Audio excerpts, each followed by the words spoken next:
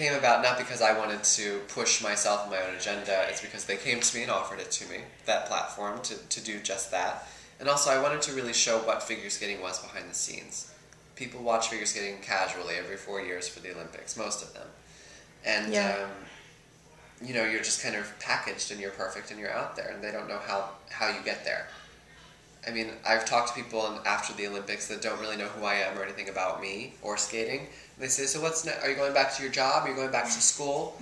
I'm like, back.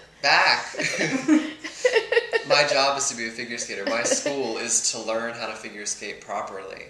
That's my life. And I wanted to show that. I wanted to show how much we bleed and cry and sweat and get bruised and give things up and don't have dates and don't have sex and don't eat as much as we want to, and you know, all of these things. I wanted to show what it really takes to be an Olympic figure skater, because it's very underappreciated what we do, and it's not by the masses, but I mean, it's not really understood what we do and how we do it, and I wanted to bring some light to that. The first thing I ever saw from the project was Pop Star on Ice, which is the documentary movie that Sundance showed first before we started the reality series. And the first time I saw it really was in a theater at a film festival in Manhattan in the summer, and it was a full house. And there's my face, giant, in front of me.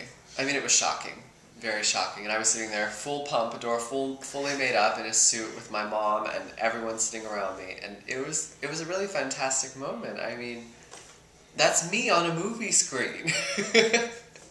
So I mean, that's what it's like. I mean, it's like, oh, hi mom, like one of those situations. Like when there's a local news crew filming in your town and you're the kid jumping behind them going like this, and then you watch the news that night and you see yourself. That's very much what it was like. But at the same time, it's my memories. It's like home videos. Right. When I first went to Galena, I wasn't going to tell her anything about my movie or my show, because I didn't want to stress her out as soon as I got there. Oh, this stupid American thinking he can have a TV show. Like, I didn't want that kind of a situation right off the bat.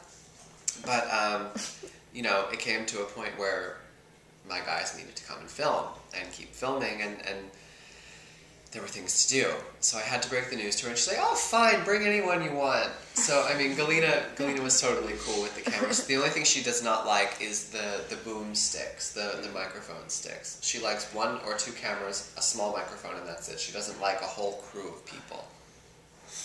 She seemed to get adjusted when she was telling them about your pomegranate juice, and she seemed to like the camera after a while. She does love a camera. She loves getting made up and getting dressed up and getting fancy, and she loves being on camera. Unless it's crazy. I mean, the show portrays her in a very direct and powerful and sort of angry way.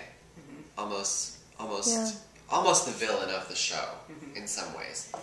Well, aside from Evan being the villain of the show. They portray Galena in a certain way that she's a very hardcore woman, which she is, but she's also very loving, and they choose some of her more dramatic moments and cut it together for the show. But I mean, our relationship's very good, and you know, we're very happy working together, and we have fun.